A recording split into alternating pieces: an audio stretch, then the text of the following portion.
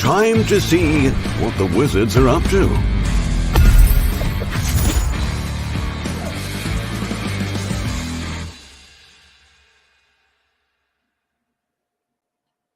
Hey, everybody. Hey, everyone. How are you? We're doing great.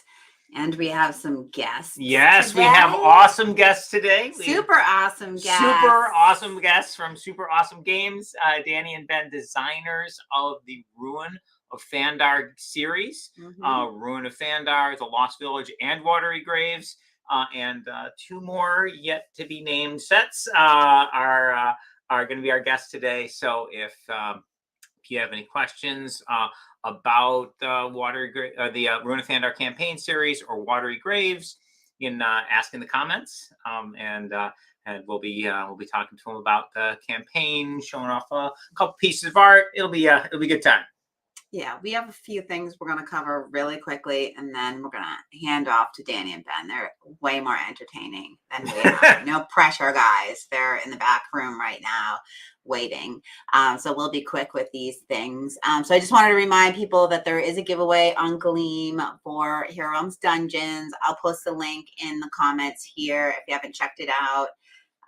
It's a great way to...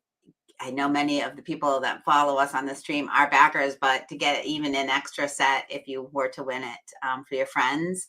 I also want to mention that Valentine's Day is coming up, and as we do every year, we have our Valentines made with art from our game that we already have on our site. I'll post the link in the comments. Here's a few. This one's from Kapow, my favorite, Doug and Rhea.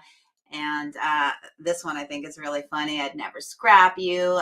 If you have ideas for new cards from any of our games, you can make suggestions, and our graphic designers will be creating a few new ones for 2023. But if you want to use any of these, they're available as well. This is my favorite piece of art from Epic. I love it. So yeah, I would love to hear any creative ideas. They can be from any past, present, expansion, any of our games. Let us know. Or if you just have a good catchphrase that you think should be on a Valentine's Day card, that would work too. So Debbie, would you scrap me to win the game? That's I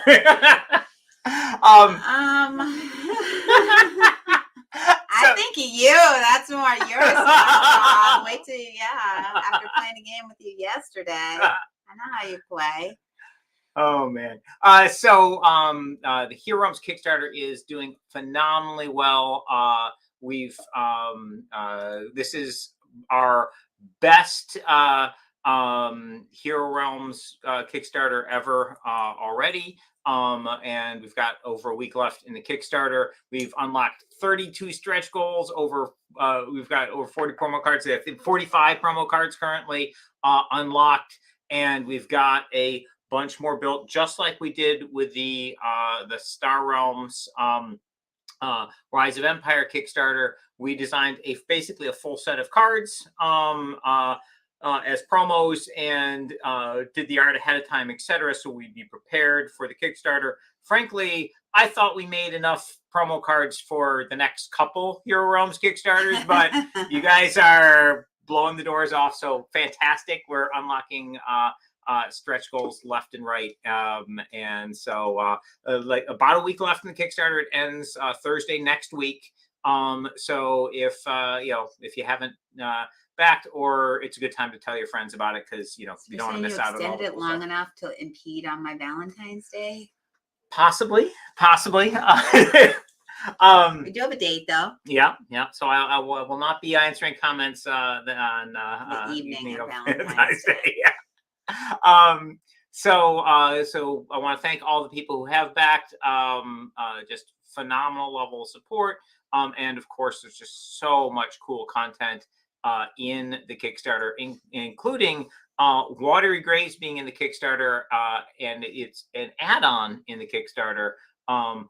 Frankly, if in a scenario where we didn't have so much content, coming, that Watery Graves could have been a Kickstarter on its own, but we just have so much awesome content. Oh yeah, we are too. yeah. Well, Robot Quest Arena is a phenomenal deck building tabletop game with beautiful robot minis. Can't wait for backers to get it. The pre-production proofs were beautiful, and the factory's in the process of making the copies right now. So next couple months they'll be shipping out from the factory, and then to fulfillment. Sorry, non sequitur there. But so yeah, the Hero Realms Kickstarter is doing phenomenally well, and we've got a lot more promos ready, and I think we're gonna have a pretty amazing promo pack. Like I said, already 45 promos, which is the biggest by a significant margin promo pack for Hero Realms, and there's going to be even more. Barry, must know what my next slide is. All right. So speaking of legend backers, for Hero Realms Digital, if you are familiar with our Star Realms app, we've got a Hero Realms app. It is tons of fun. In the Hero Realms app, when you first create a character, you're level 1, and as you play, you earn experience and your character levels up. There's a whole bunch of different ways to play against the AI. There's campaigns, there's PvP play, there's cooperative PvP play, just a rich tapestry of gameplay. And one of the great things about this is we collect data on the Hero Realms app. So we see all the wins and losses. We know which character. We can look at win ratios for like fighters versus thieves, and any combination we want. We can look at different level matchups, like how do all the classes do against each other at 6th level, 7th level, 8th level, etc. We can see how many people choose each of treasures when they have choices between treasures. We can see how many people choose which skill and ability tree as they're leveling up, and we can see how each of these individual items match up win percentage wise. So we get tons of awesome data, and it's helped us balance some things in the game. So this has allowed us to sort of refine the balance on the original 5 characters. And the thing that we were really excited about was the potential of, hey, what if we could do this kind of testing before we even go to print with the new characters? So we are doing exactly that. We have a special beta server for Hero Realms, and this beta server has, in addition to the regular set and the next promos that are going to be released in the app in general, it's also got the dungeon set, and it's had that for a couple months, and we've made some balance changes already based on the game data we're getting from that, and we're adding the new characters to it. So it's got Barbarian, it's got Alchemist. We're going to be adding Druid and Monk, and the Necromancer and the Bard over the coming months, and we're going to let everybody play, collect all that data, see how things are doing, and some things are going to be too powerful, some things are going to be too weak. We're going to make some balance tweaks, change the cards, put them up on the server, changed, see, okay, is the data better? And we get to a point where we are happy with where everything is. Then we'll take those files, we'll edit our print files, so make the changes we've made online there, and then we'll go to print. So we're planning to go to print sometime in the summer-fall time frame, after collecting all this data, and that testing is happening right now. And who's testing it? Legends backers of Hero Realms Digital, and Double dubs. Like double dubs. He likes things too. And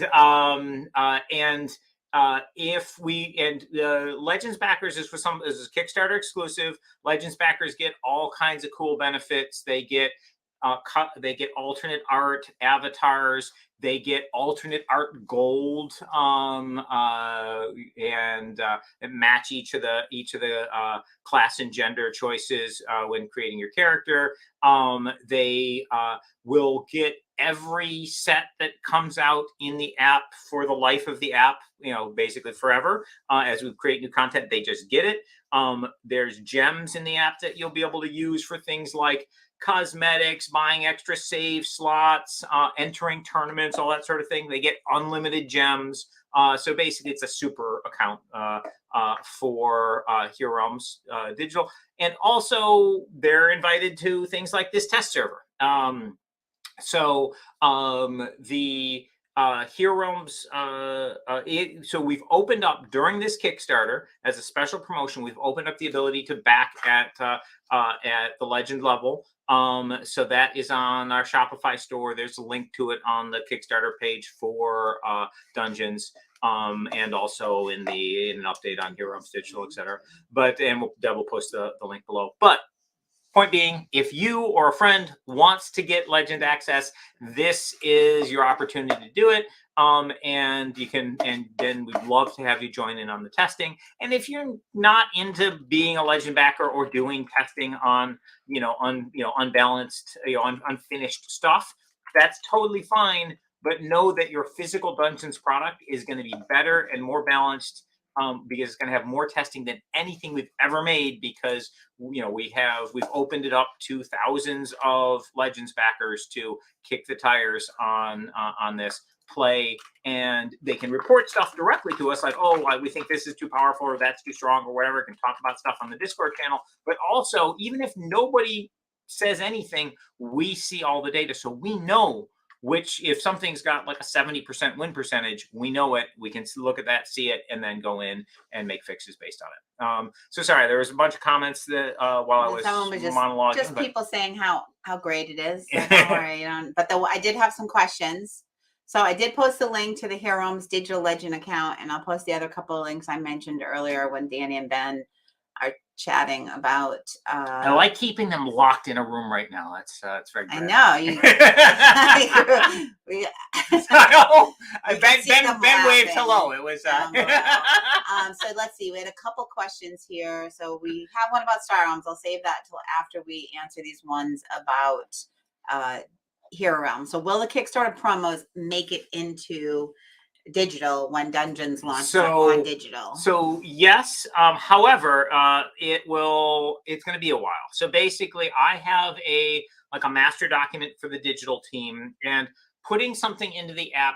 We're doing a quick and dirty version of putting it in the app on the beta server, where it's like, okay, we're getting it in there for play purposes, but there's a whole lot that goes into a full release, like potentially like sound effects for cards and some visual effects and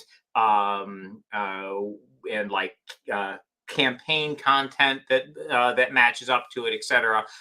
So the beta server has it functionally playable, but like, for example, the AI might not be great at dealing with the cards, and there's a bunch of sort of issues where we're primarily interested in the human PvP stats. So basically that's what we're building it for on the test beta. And also, there's a lot of content that comes before Dungeons. So, for example, we're going to be releasing very soon in the app an expansion which will include the Hero Realms #1 Kickstarter promo cards and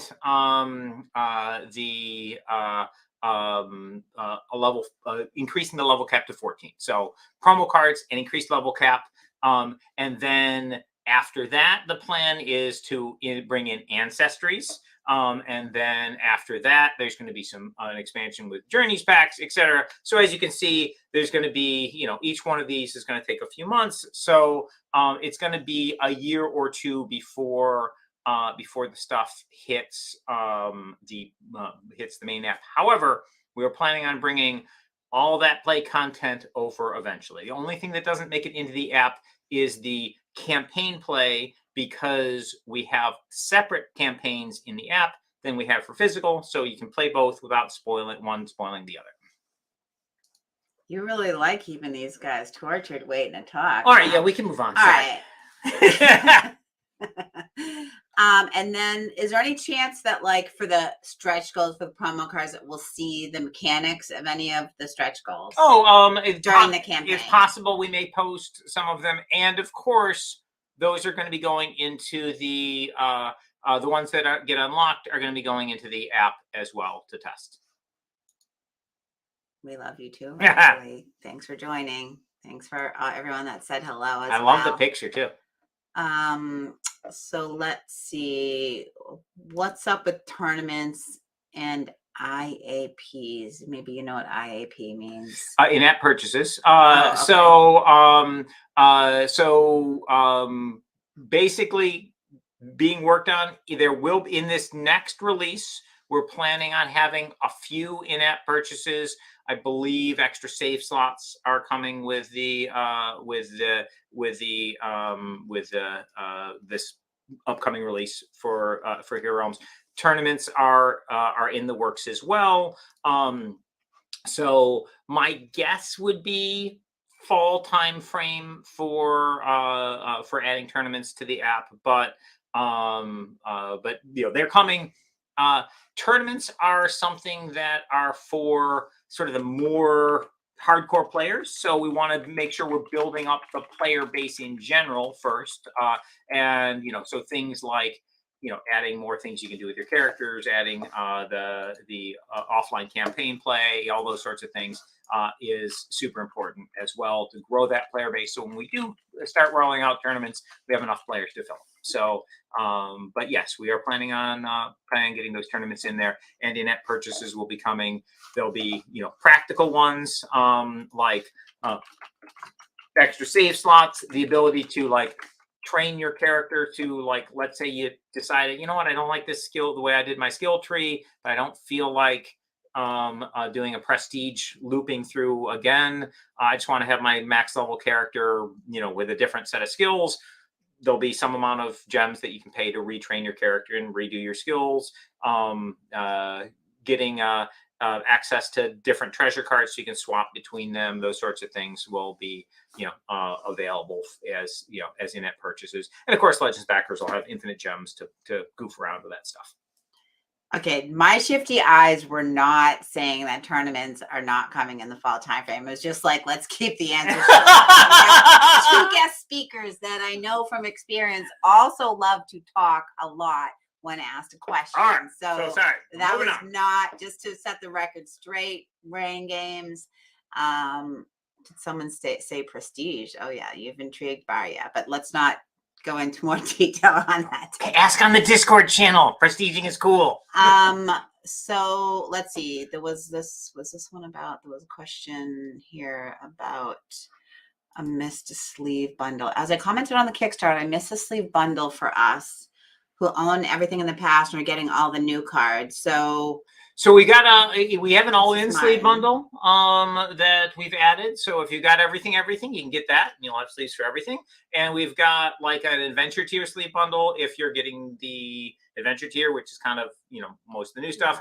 And we're going to be posting what you need to get for Watery Graves. I believe it's basically 2 packs of regular sleeves and one and a tiny bit of clear. So 2 packs of clear technically, but it's I think it's 55 cards that you need clear sleeves for. So if you have a few extra clear sleeves, 1 pack will get you there. And I know on the last live stream, someone asked about the bundle, and we realized that one of the sleeve bundles wasn't on the Kickstarter page. So I'm wondering if the all-in sleeve bundle. So there were some bundles that were in checkout when you go to back, but they might not list on the graphics. But they might not be in the graphics. I'll double check the graphics, yeah, make sure. So that's a possibility.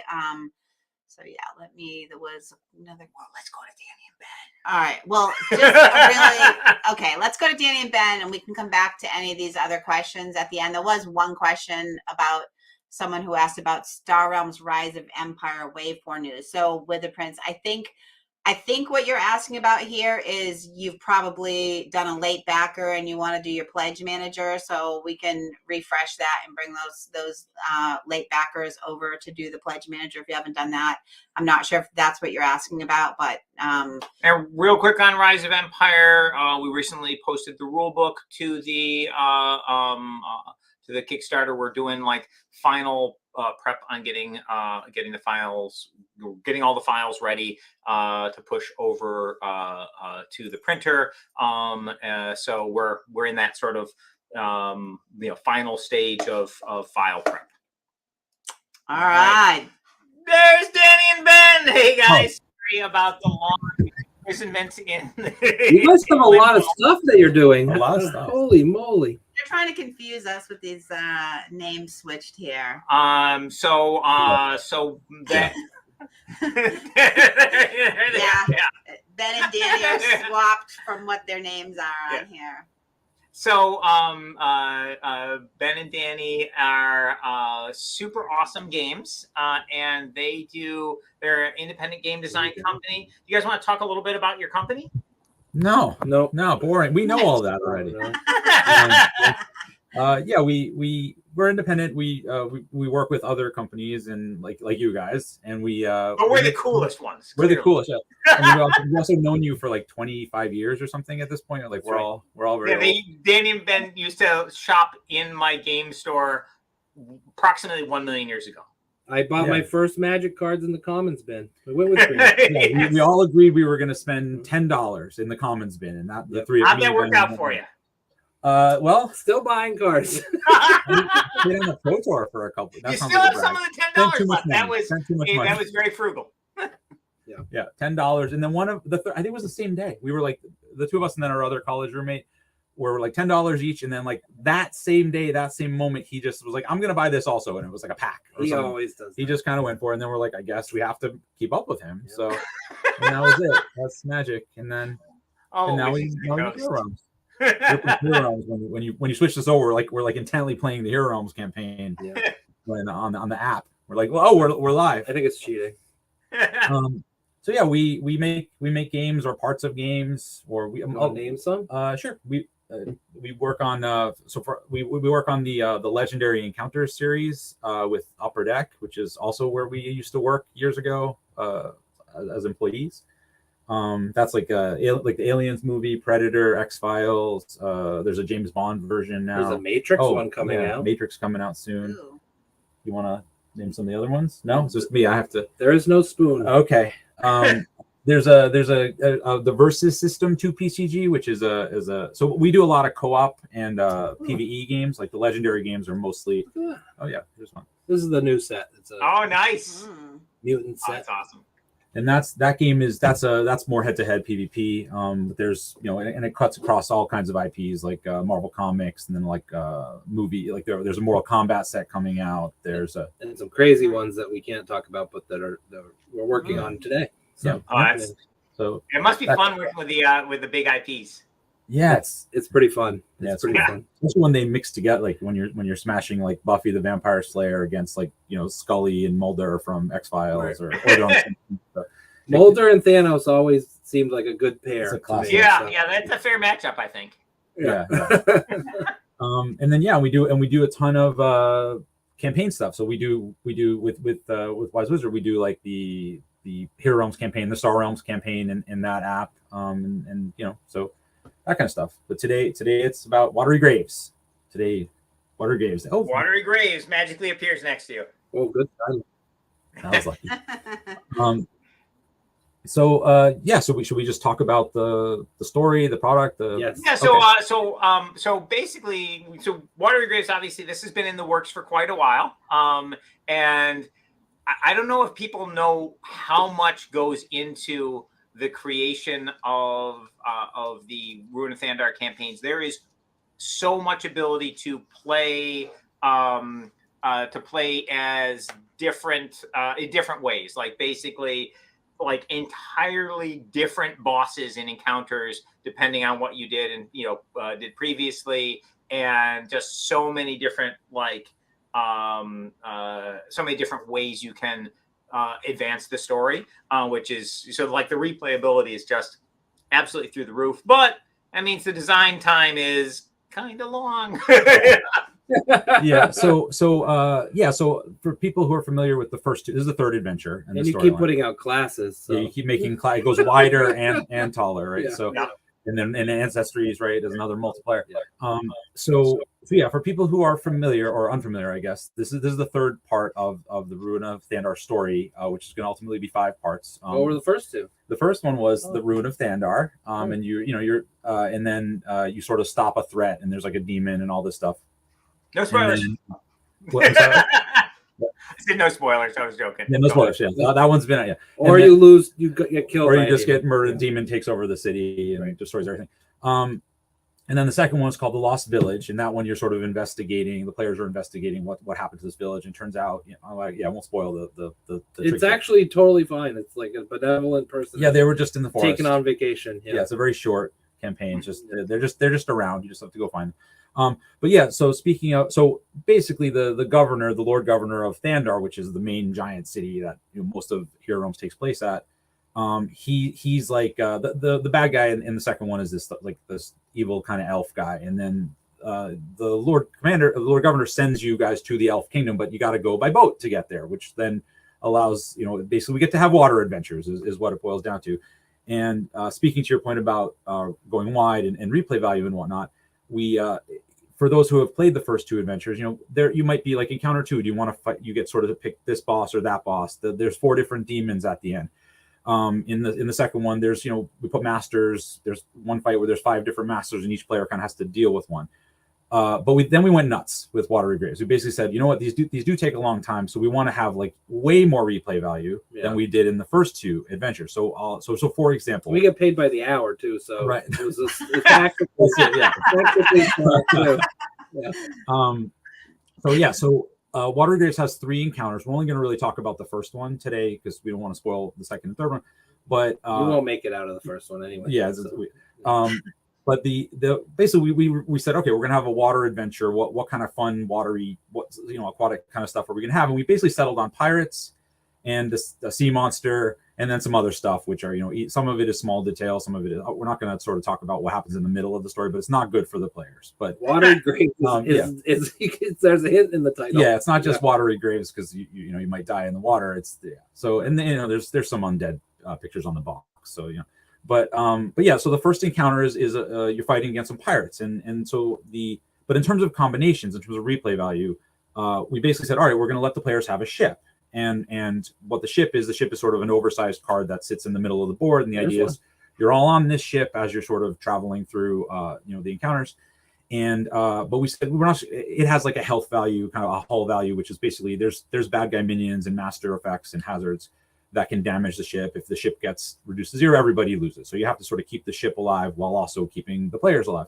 But we didn't want to just give you one ship. We said, okay, there's 4 different ships. So there's for example, that's the the working title is the Emperor's Arrow. So the idea is you're sort of working for the Imperials right now to find out what's going on. And they have different abilities based on the one that you get to choose. Right. So for example, this one, you have one of the special abilities the ship has is a giant ballista. So you can see it in the front, and the idea is you have to sort of prep it, like load it, and then you can fire it, and it does like massive amounts of damage to the master.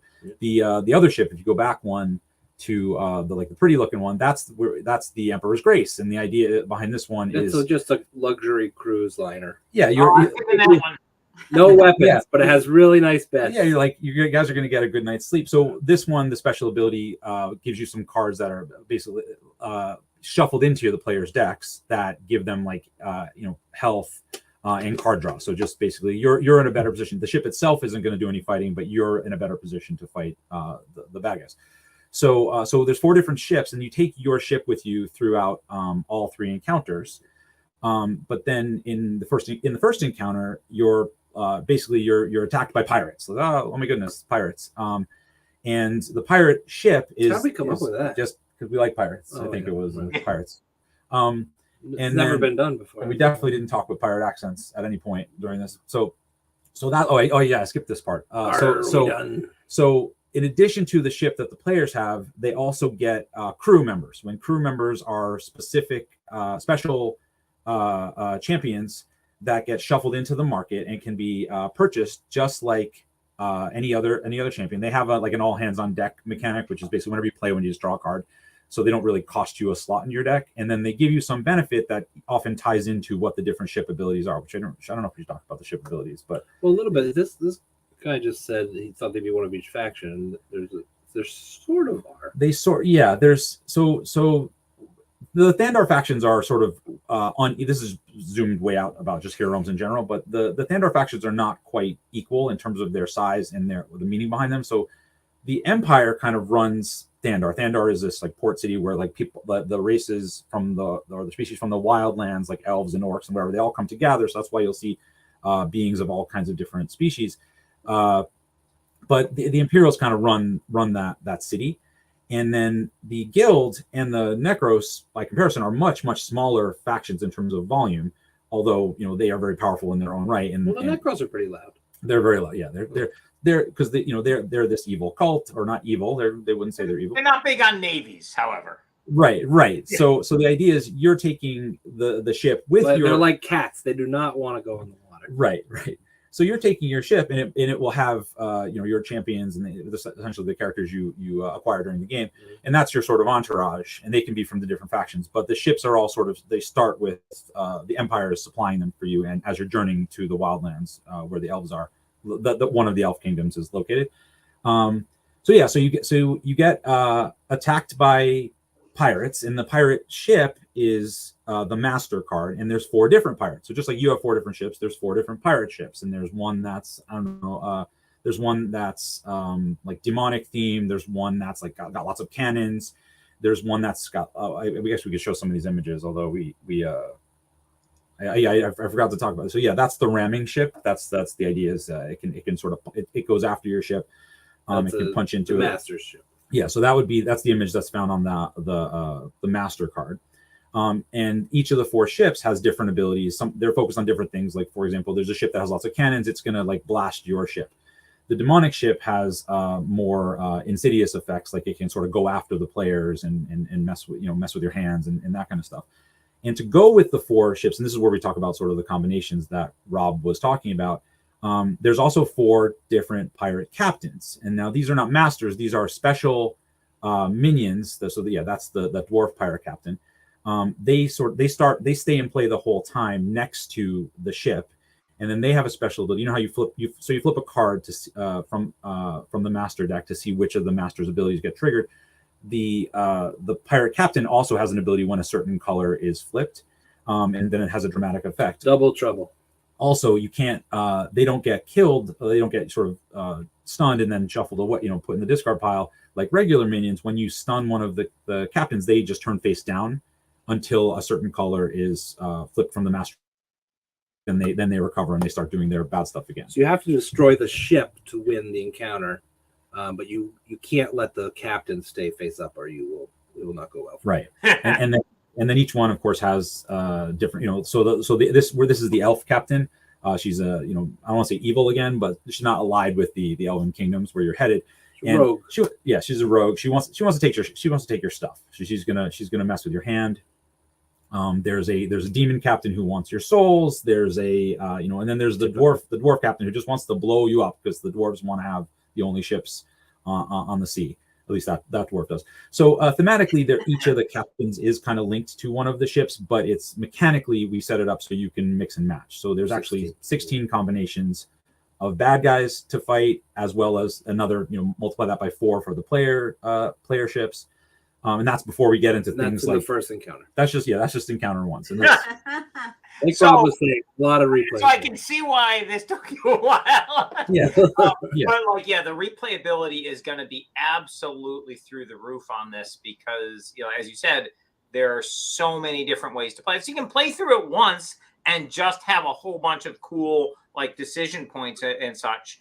But if you want to replay, man, you can choose the different ships. You can fight against different bad guys. There's so many different combinations. How would this have done if we had had a different ship to work with, or if we had fought against a different bad guy, or both. So just tons and tons of play options. Right, yeah. And that's before you get to like, what is your class? What is your ancestry? how did you go up skill trees and ability trees and what treasure, Yeah. so it's kind of nuts in terms of there's kind of like an infinite pool of possibilities in Hero Realms, which is one of the reasons on the physical game we're doing the digital testing, because it's just so many combinations. It's it's impossible for a small team to test everything enough.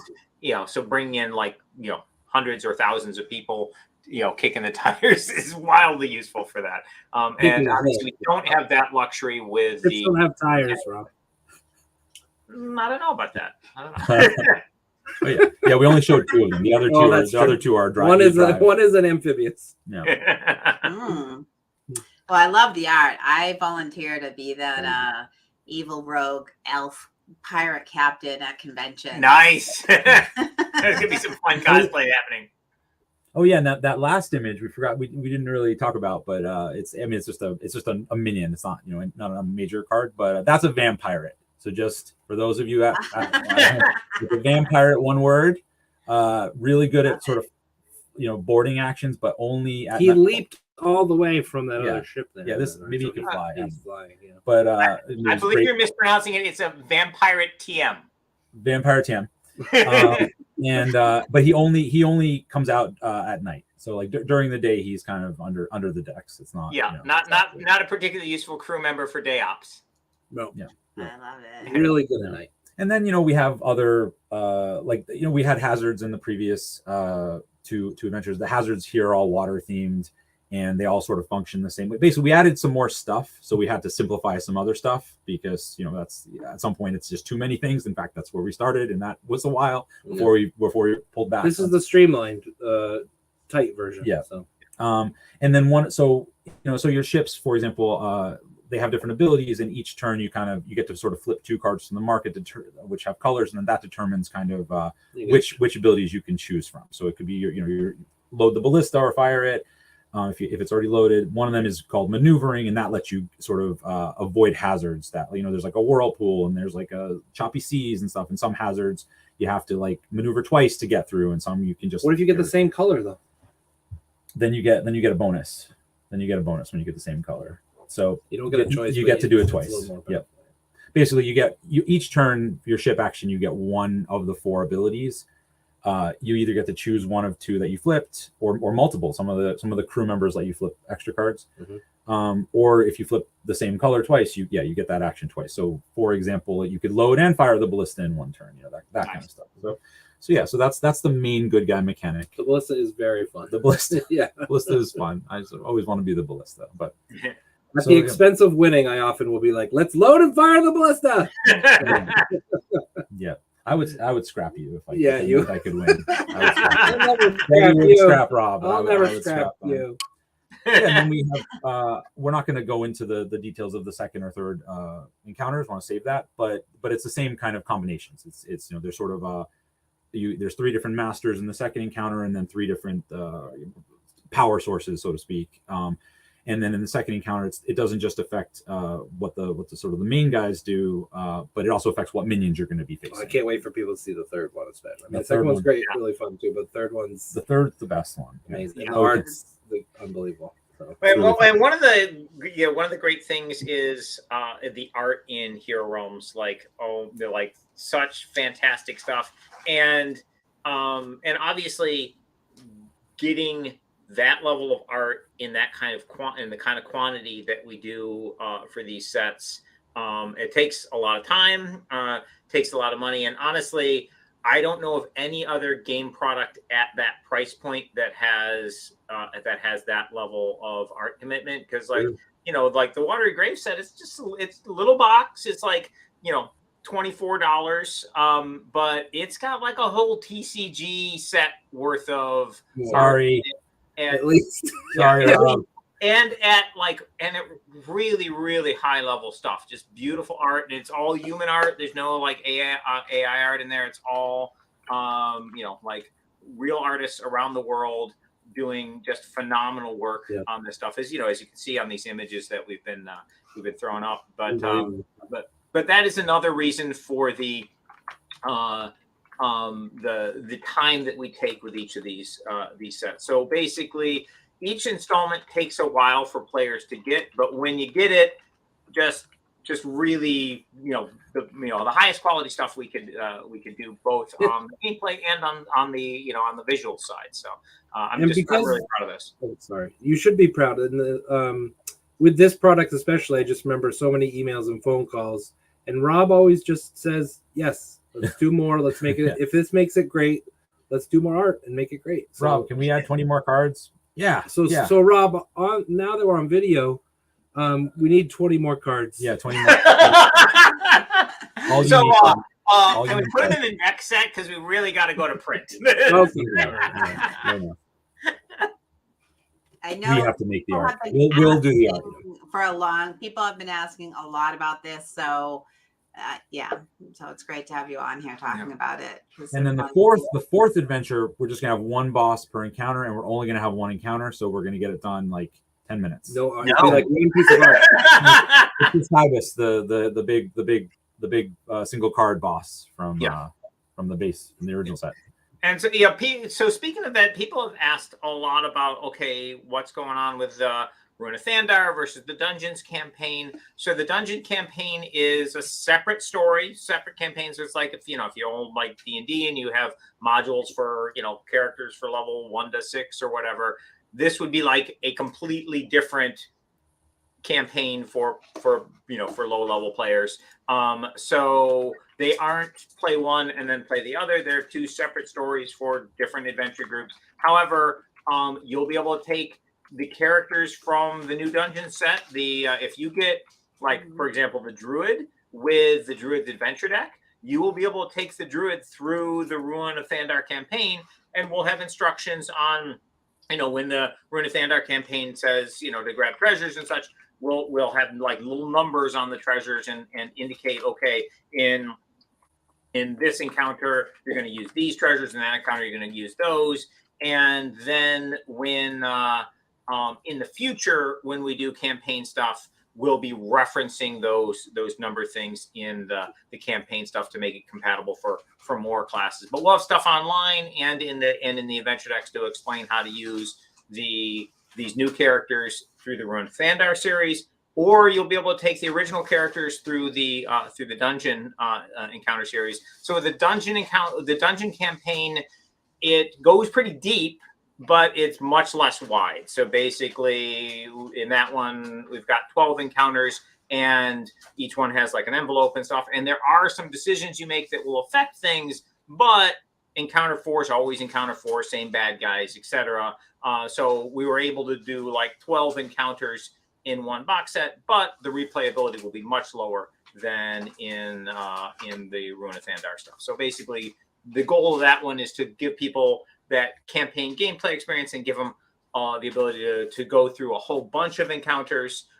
And of course, the replayability will be good. You'll be able to replay it several times, but it doesn't have the phenomenal replayability of the Ruin of Thandar series, where you get to make all kinds of different choices and fight entirely different bad guys if you go down one path versus another, etc. So that's sort of the difference between these campaigns. But and we're going to be making more campaigns in the future. And as Danny and Ben were saying, there are campaigns in the digital app, and these are completely separate campaigns with their own stories that you can play digitally, and they're really fun. Like I've definitely had times where I hooped out loud, in the middle of a game in the digital campaigns, out of like things that happened during play. Just a really rich. We're trying to make a really rich world with lots and lots of different stories happening, lots of different campaign experiences, etc. If anyone has any questions for Danny and Ben, none. I haven't seen any specifically come in. I know they're new guests. We just covered everything, and this is the first we've heard about details about Watery Graves. So we will be clipping this and posting it also on social media so more people can see it, and we'll likely get questions that I'll be coming to you for answers for as well. If anyone has any questions for them, you can pop them in here now. So I was thinking it'd be fun to do like an alternate universe campaign where like the players lost like the first Ruin of Thandar series, and you like go on an adventure in like Demon Thandar. It's bad. It's all bad. Thandar's gone. It's all bad. Yeah. You just join them. You have to hide in the dungeons of the second market deck. That's why it's called dungeons. It's we're all prisoners. It's not dungeons like Dungeons and Dragons. We're just teamed up. It's just it went badly. But no, yeah. You're still saying stuff. I'm still saying stuff. Well, there's no You don't have to use that stuff. I want more of when you flip a certain color card, the boss helps you out. Yeah, there's a lot of that. Or like, I have bad news for you. yeah, I feel like every time it's like smash, smash, smash with bad guys. Yeah, they're so mean. There's sometimes you find a helpful thing, like the captive, when you rescue the captive in that first one. Yeah. The digital campaign Does has the lots captive turn out? Oh, he helps you. yeah, he helps you. Everybody. No, Tress of the Emerald Sea. I haven't read that. Have you read that? Mm-hmm. No, I have to check it out now. Did Dan the Meek write it? Dan the Meek, did you write Tress of the Emerald Sea? Well, we'll give him a chance to answer that. Cool, And check it out. then, Always looking for more then fans. one market deck over the other for Watery Graves. The goal is that they both work. The goal is that both are playable and both will give you a different experience. Each will give you a different experience. We did most of our testing with the original market, and because that's what existed. But it will work fine with Dungeons. Obviously, Dungeons is getting some tweaks, but yeah, that's another type of mechanical replay value. More replayability. Yeah. So the book that was mentioned is Brandon Sanderson's Big Secret novel, and it came out earlier this year. I don't know if that was the one. I think there was a massive Kickstarter from that author. Oh yeah. I'm so behind. I'm still reading Red Rising for the first time. So so good. Red Rising, so good. So yeah, we'll have to check that out. Thanks, Dan. Yeah, Brandon Sanderson's newest book. definitely. Or get it on Audible. We're big Audible fans when we're doing a road trip. Okay, we got more questions. All right, keep the questions coming in. What's most exciting to create? Stories like this or single encounter stuff, like in a competing game, PvP? Like competing, meaning like PvP, or I think that's Legendary. Or maybe they're talking about for other companies' games, like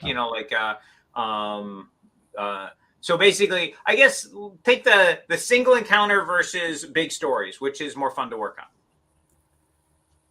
Big stories, I would say. I mean, the legendary encounter games that we make usually have multiple like movies, ways to play through different movies or a TV show, but they're more linear. Right. So they're really fun. I mean, they're both fun from a design perspective, because when it's more linear, we can sort of put things on rails, and we know things will be on rails a little bit, which helps with development, as you guys know. When it's a big story like Watery Graves, it's harder, like you said. Like it's impossible for us to actually test every race class combination with every boss. It's impossible. So that they part. didn't mean like legendary versus like a Ruin of Thandar type Oh, of okay. thing. And then there's I guess and a different axis to consider, and both are good. I don't have a preference, I don't think, but when we do the legendary games, it starts with an IP from a movie, or like how do we capture the feel of a James Bond movie? How do we or Aliens? How do we make it feel like a little scary or whatever? When we do Hero Realms, it's Wise Wizards IP, right? It's sort of like a fantasy setting with different kinds of. We have a little more agency with the story. Yeah, and if we want there to be pirates that go up and down the river that have this sort of motivations, we can just do that. So that was. Although Danny did get, this is cool, for Alien, after we did the movies, Danny came up with concepts and wrote stories for 2 more movies in the game, and it got approved, and they're out there, and you can play them, which is pretty cool. Oh, that's fantastic. We made original stories, so I mean, in the game, he's gonna poo-poo it now. No, not pros. Like we wanted to do flying aliens, like the Zealand with the. What's scarier than? Yeah, now they can fly. So we had to sort of build to justify what did they kill. And it's possible, like at some point, a movie will come out and it'll have something in it that you designed for the game, because they They own the materials now, so yeah. Yeah, we will not add a royalty check. No, if we that sure happens. won't, but we'll appreciate it. That was cool. It was cool to get to do our own sort of weird stuff, but it, it was mechanics led. We were like, how would flying aliens work in the game? Okay, now let's write a sort of a backstory around it. That's a good point though. It's usually an IP that exists, and we're sort of letting you tell your own story within those guardrails. That same sort of story. Yeah. Right. Like Here does Ripley die? Right, does Ripley die this time? Yeah. Here's a question for you. What is this now? If you could change one aspect of the Hero Realms rules to make the campaign making job easier, what would it be? What existing aspect of Hero Realms do you think would make your job easier? All right, so I'll give you two answers here. Pay attention, Rob. I think that's first- how we could make our job easier. This might be a boring answer, I don't know, but so to make the physical campaign easier, I would change how discard works because the master doesn't have a hand. Sure. So we have to kind of cheat what discard means, and Yeah. that doesn't just affect the cards in the market; it affects the treasures that are going to do weirdo discard effects, right? Like, so all of that has to be sort of converted to fit into the. I like how it's handled the app. But in the app campaign, we can, because the AI can actually play a normal hand. We didn't want in the physical campaign. We came up with the master sort of flipping one card and doing one thing per turn. Yeah. Because we couldn't have the master. We didn't want the players to have to like play a hand for the master. That would have been like unwieldy. So, but in that's the kind app, of what Lost Decks do. If you want somebody to play the bad guy, that's a totally different experience. right. But in the app, the AI can just play like the normal game. So discard can just be what discard does. So I guess so that's easier. So yeah, I would I guess that's 1.5 answers. What existing aspect of Hero Realms do you think makes your job easier? I think the 4 colors. Yeah. Four colors is nice to have those colors just as a basis. Everyone understands them. They all mean different things. There's design space in each of the 4 colors, and then the flipping, just sort of works. That it adds that unpredictability and flavor for the color. I like the 4 colors a lot. Yeah. It does a ton of work. It's aesthetically appealing, right? Like like just the flavor of them, but 100%. like it's something people can hook into. I mean, that's just good Hero Realms in general, but we make use of it in the campaign. Yeah. We're going to add a 5th color for the next. Purple. Hank. Pink. Mario has been movie to games and now games to movies. Traditionally it's been movie to games, and now we're seeing more games to movies. Yeah. So I've heard about The Last of Us. A friend of mine said I have to watch it, but I have nightmares when I watch something scary, and I'm worried about that. So, but how good is it? Have you guys seen it, Danny and Ben? It's so good. I've only seen the first 3 episodes, but That sounds out, right? it's, I think the 4th one just came out, but I didn't play the game. I didn't know. I knew a little bit about the game. But I didn't know it was a game, Yeah. so that's new to me. Some of it is going to be familiar if you know Walking Dead at all. Like some of it's not so far as scary as The Walking Dead. But he's not in the Mandalorian. He doesn't use his armor that much. That's what I don't understand. No, he doesn't.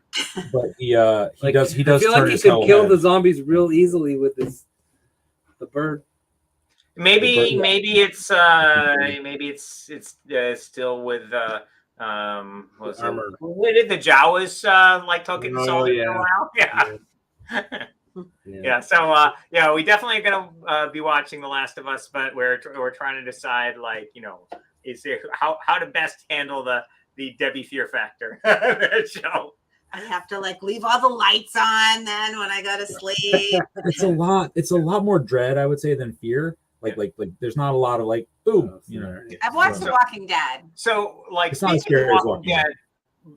First few episodes, very, very early on, there was this great scene where the main character is going down a staircase in the hospital, and he's got a little lighter to use his only source of light, and it keeps going out and is walking down the stairs. So I'm not gonna give away plot points, but basically just the way that scene was handled, so terrifying, so well done. I love the work that they did with that show many years ago, of course. But I watched the first couple seasons and I was like, I don't know if I can keep going. It's just It's exhausting. Yeah. It was scary. Oh, someone commented to watch episode 3, and they're right. Episode 3 is almost like a standalone episode, and it's a plus wonderful.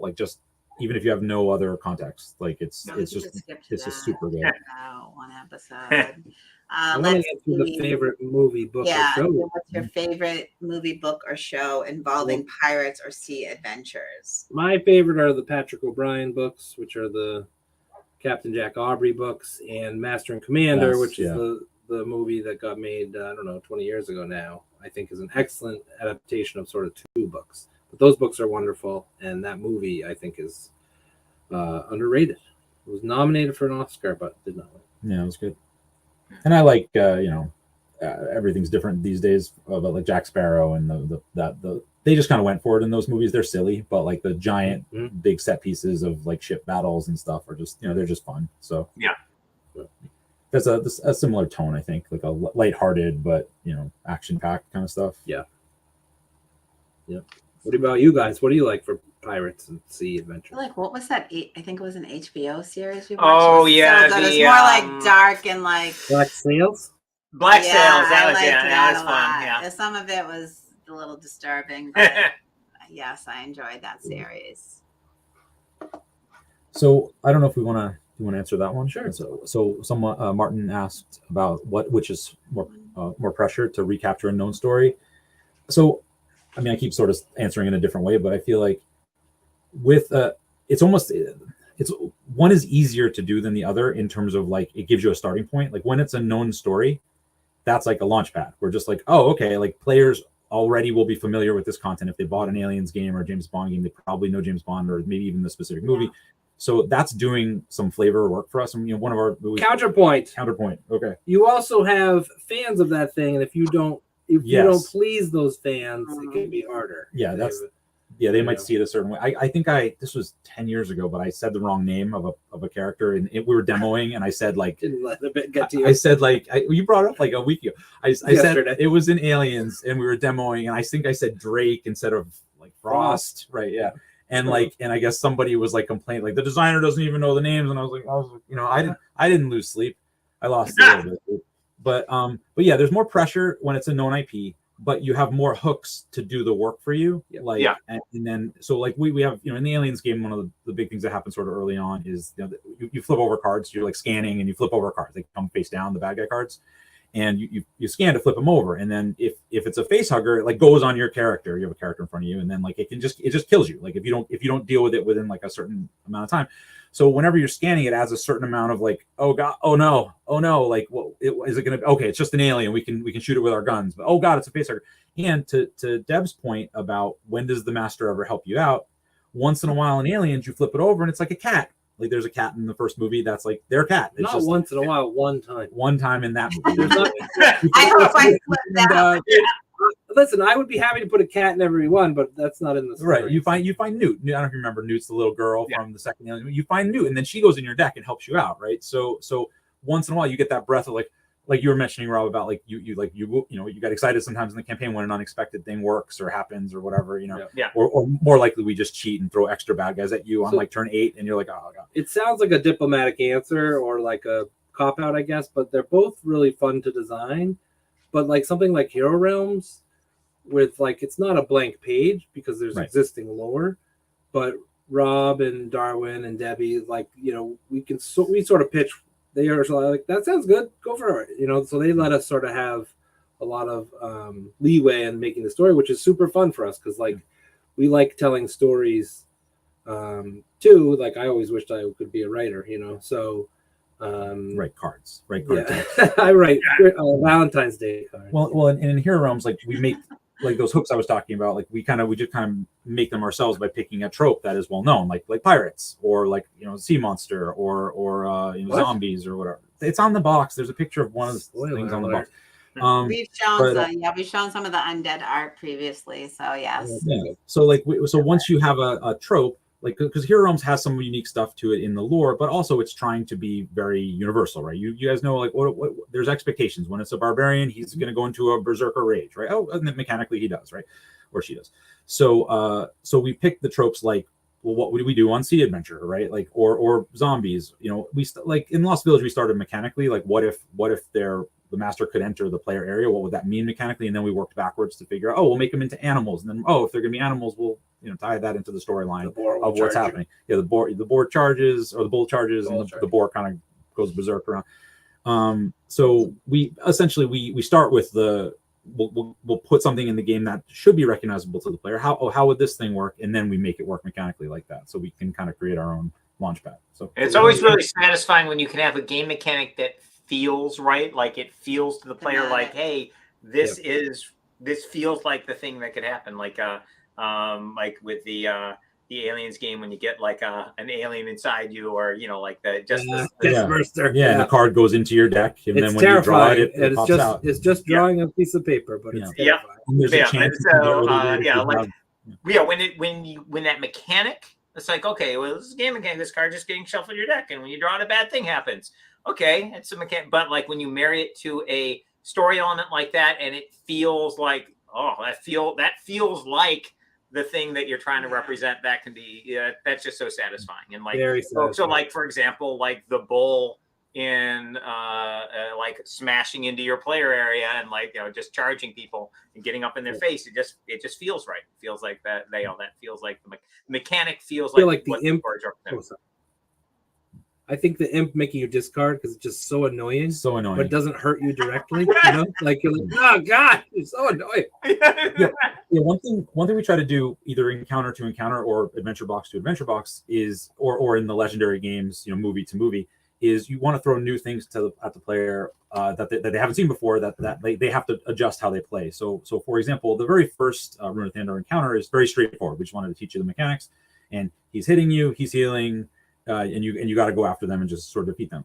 But with the second encounter, right away we're like, this is more timed. Like there's an escape card in the deck. Once it goes through the deck, if the escape card's flipped, you just lose. They escape. So you're actually racing against them. And after you play it a few times, we also like to make sure that like when you lose, you can learn something to try to improve your chances for the next time. But one of the things we did was like, you realize, they're not actually putting a lot of damage pressure on you. It's mostly about like for example, like when there's like a vampire that shows up in that second encounter that heals, and you're like, that's actually more threatening. Healing the master is more dangerous because it's going to buy them time than them just damaging you outright. And then and obviously we get to the demon encounter, and there's this demon's the aggressive one, this is the armored one, this is the weird one that's like making you lose your cards, right? So we try to throw those kind of wrinkles at stuff, which we then did very differently in Lost Village. Lost Village was what happens if masters go into the player area. Someone asked, what is the mechanic we're most proud of? And I would say, I'm sort of leading up to this, but my favorite is actually that second encounter in Lost Village, where there's 5 different masters. Each one's like an animal, like, a dangerous animal kind of being. And they each have their own shtick, right? Like the bear, you can't heal. And the raven wants shiny stuff, right? And each player starts with their own one in their own area. So you're kind of on your own. You're just, oh crap, I have to deal with this thing. You have to deal with that thing. And that will inform like what kind of market cards you want to buy to give yourself the best chance. And then once you finished off yours, you can then help out your teammates, right? So because like we also try to put, these are cooperative games, right? So we want to put in elements where you can help out. So that's my favorite encounter. I'd say the broad mechanic that I like the best is just the areas. Like basically we found a way to add a little bit of physical space. To the you're to my right, I can help you. You're to my left, I can help you, but they can't help each other unless it's a effect. But that's what I would say. I don't know. Ballista. The ballista. I mean, what's more fun than firing a giant ballista? Come on. A huge chunk. I think my favorite's in Watery Graves, so you'll have to check back in. Yeah, that's fun. Combinations of things are fun. Yes, so I like that a lot.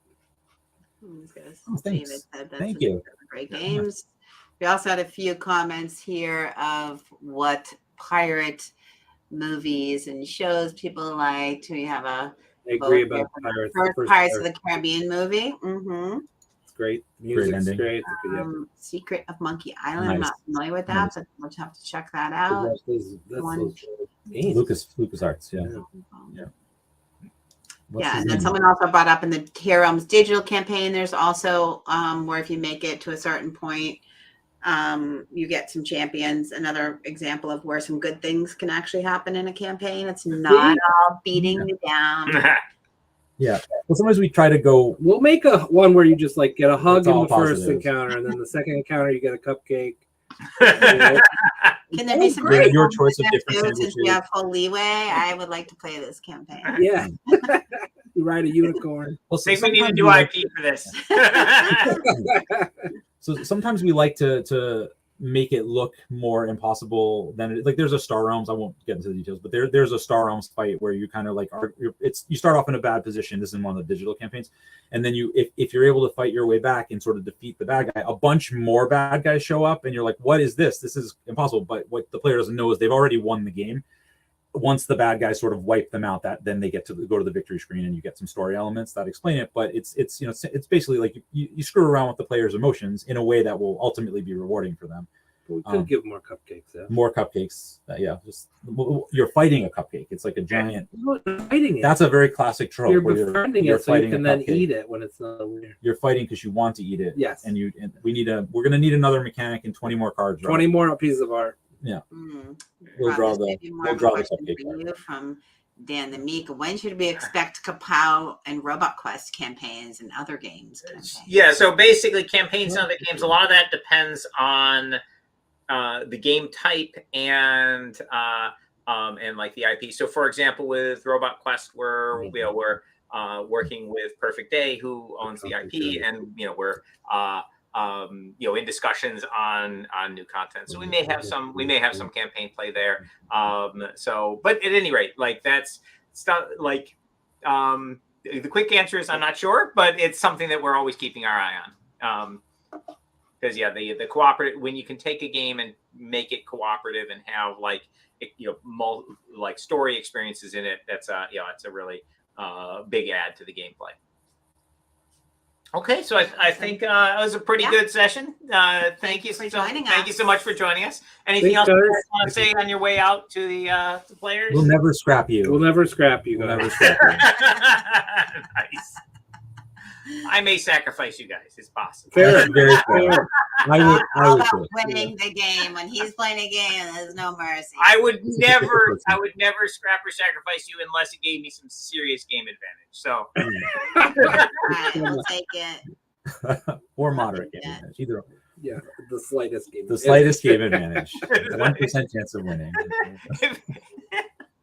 All right, and I have a couple questions for you, so we'll just stay on for a minute at the end. All right, thank you, Danny and Ben. Thanks so much. Bye. Bye.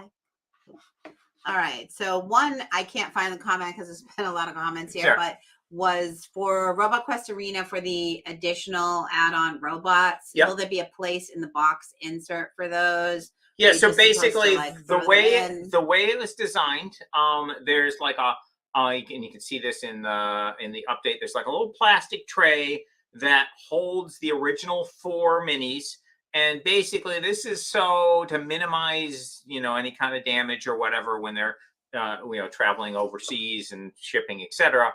That tray's removable, and so then you end up with like a big 4 minis, which is got more than enough space for all 7 of the minis. There's room for all the extra tiles. There's room for all the extra cards. Everything will fit. So the minis are pretty tough. The final minis.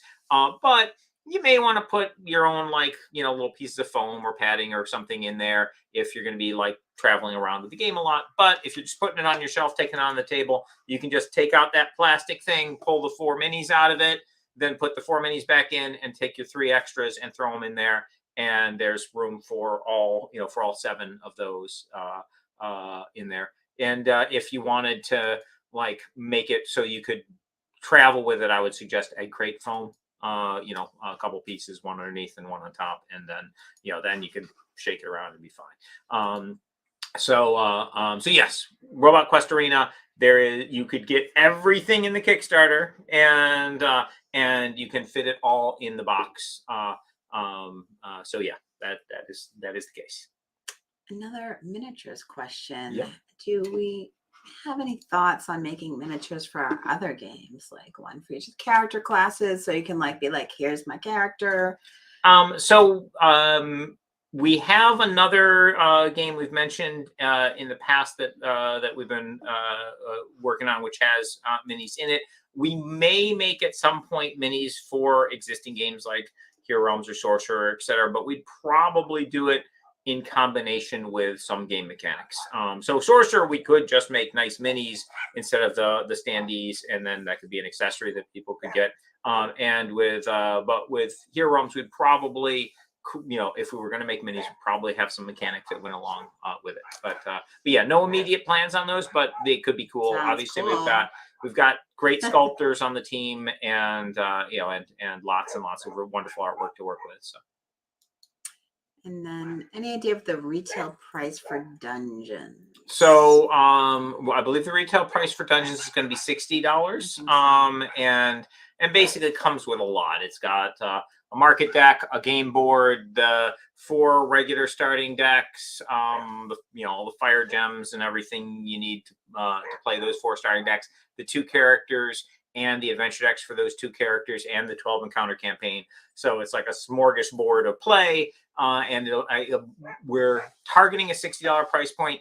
We never know for sure until we finally go to print, because like the numbers of individual cards ends up changing a bit in our testing and whatever. And so basically, until we actually pay that printing bill, we don't know 100% for sure what the MSRP is going to be, but we are targeting a $60 MSRP. And of course, Kickstarter backers just get, are locked in, at the price they pay. So if that, like, for example, we were hoping to make a Robot Quest Arena like a $40 or $50 game, and it ended up being an $80 game. But the backers, they paid their lower amount, and they're good. We're going to be shipping them their copies. So if we end up making improvements to the game that make it more expensive, if you back the Kickstarter, you don't have to worry about that. You're just going to get a super nice game, and then the retail price, obviously, it's affected by production costs, shipping costs, everything, all those factors. But we try and give huge replayability on all our games, so like you'll get your money's worth out of that price point. I think that's everything. All right, awesome. Thank you, everyone. folks. Thank you, Danny and Ben, for joining. It was awesome, super awesome. And yeah, we'll see everyone. I guess next week we'll be winding down the Kickstarter. Yeah. So see you next week, everybody.